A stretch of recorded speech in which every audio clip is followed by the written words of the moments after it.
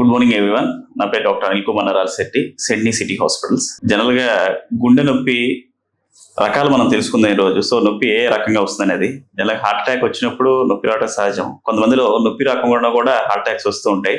వాటిని మనం silent heart attacks అంటాం. అవి ఎక్కువగా షుగర్ ఉన్న వల్ల వస్తూ ఉంటుంది. అదే గనక నొప్పి వస్తే అదే రకంగా ఉంటుంది. చాలా మంది ఎలా చెప్తూ ఉంటారంటే గుండె పట్టేసినట్టు ఉంటుంది, చాలా మీద బరువుగా అనిపిస్తూ ఉంటుంది, గుచ్చుకున్నట్టు ఉంటుంది, లేదంటే చీలుతున్నట్టుంది. కొంతమందిలో ఏంటంటే నొప్పి వెనక భాగంలో అంటే రెండు రెక్కల మధ్యలో కూడా వస్తూ ఉంటుంది. అలాగే ఒక్కొక్కసారి నొప్పి వేరే చోట కూడా పాకుతూ ఉంటుంది. దాన్ని మనం రేడియేషన్ పెయిన్ అంటూ ఉంటాం. ఫర్ సపోజ్ కొంతమందిలో ఎలా ఉంటుందంటే ఎడం చేతికి లాగుతూ ఉంటుంది, కొంతమందికి కుడి చేతికి లాగుతూ ఉంటుంది, కొంతమందికి దవడ దాకా లాగుతూ ఉంటుంది, కొంతమందిలో పొట్ట భాగం బొడ్డు దాకా కూడా లాగుతూ ఉంటుంది. ఇలా రేడియేషన్ పెయిన్ ఎక్కడికైనా వెళ్ళొచ్చు. దవడ నుంచి బొడ్డు దాకా, రైట్ హ్యాండ్ కానీ లెఫ్ట్ హ్యాండ్ దాకా ఎక్కడికైనా వెళ్ళే ఛాన్స్ ఉంటుంది.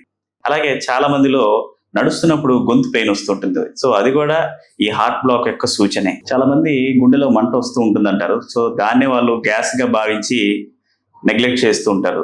సో తద్వారా ఏంటంటే వాళ్ళు కాంప్లికేషన్స్ తో ప్రెసెంట్ అవుతూ ఉంటారు హాస్పిటల్కి. అందుకనే ఏదైనా రిస్క్ ఫ్యాక్టర్స్ ఉన్న వాళ్ళు, ఏజ్ 40 దాటిన వాళ్ళు గుండెలో మంటగా అనిపించినా సరే ఒక ఈసీజీ తెచ్చుకోవడం సేఫ్ సైడ్ ఎప్పుడు కూడాను.